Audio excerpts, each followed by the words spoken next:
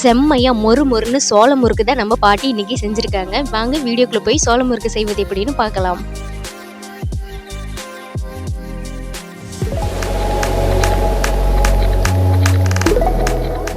சோளத்தை நல்லா குத்தி புடச்சி எடுத்தாச்சுங்க. நைட்டே 1/2 கிலோ சோளத்தை நல்லா ஊற வச்சாச்சு. பச்சரிசி 1/4 கிலோ, ரேஷன் அரிசி 1/4 கிலோ, உளுந்து 1/4 கிலோன்னு இதெல்லாமே ஒன்றா ஊற வச்சு அடுத்த நாள் காலையில் பாட்டி அது கூட நல்லா காரத்துக்கு தகுந்த மாதிரி மிளகாயை நல்லா சேர்த்தி நல்லா ஆட்டி எடுத்துக்கிட்டாங்க.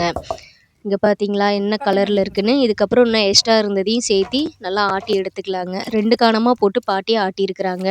இந்த மாதிரி ஆட்டி எல்லாத்தையும் தோண்டி எடுத்தாச்சு. கொஞ்சம் அது கூட ஓமம் சேர்த்திக்கலாம், தேவையான அளவு உப்பு சேர்த்திக்கலாம், அதுக்கப்புறம் எள்ளு சேர்த்திக்கலாம், டால்டா 100 சேர்த்திருக்கிறாங்க பாட்டி.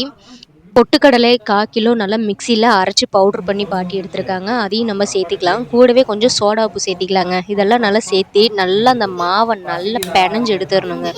நல்லா அந்த மாதிரி பிணைஞ்சு ஒரு பதத்துக்கு வந்துடும். தண்ணி எதுவுமே சேர்க்காம அந்த பதத்துலேயே நம்ம நல்லா கலக்கி எடுத்துக்கலாங்க. இங்கே பார்த்தீங்களா இந்த அளவுக்கு ஸ்டேஜில் வந்துடணும். இதுக்கப்புறம் நம்ம முறுக்கு புளியறதுல நம்ம இதை எடுத்து போட்டுக்கலாம்.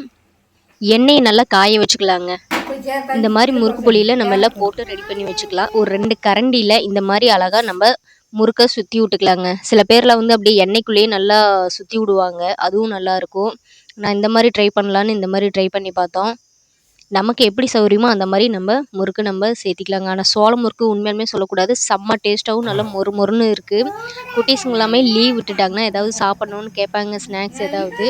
நம்மளே இந்த மாதிரி வீட்டிலலாம் ஏதாவது முறுக்கு ஐட்டம் ஸ்வீட் ஐட்டம்லாம் பண்ணி வச்சிட்டோம்னா அவங்க பாட்டில் எடுத்து சாப்பிட்டுக்குவாங்க. முடிஞ்ச அளவுக்கு நம்ம கடையில் வாங்குறத தவிர்த்துட்டு நம்மளே வீட்டில் செஞ்சு கொடுக்கலாங்க. கரண்டியில் செஞ்சால் நீ லேட் ஆயிரும்னு பாட்டி அப்படியே எண்ணெயிலே டேரெக்டாகவே முறுக்கு புளிஞ்சு விட ஆரம்பிச்சிட்டாங்க.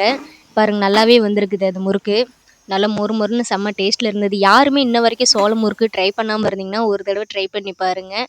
அதோட டேஸ்ட்டும் நல்லா மொறு மொறுப்பும் நல்லா க்ரன்ச்சியாக செம்மையாக இருந்தது. அவ்வளோதாங்க, நம்மளோட முறுக்கு சோள முறுக்கு ரெடி ஆயிருச்சு.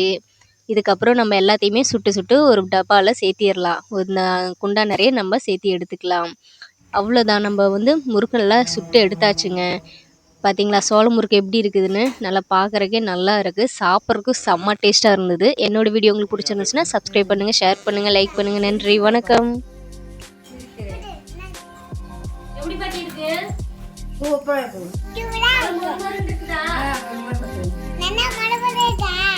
நல்லா இருக்கு.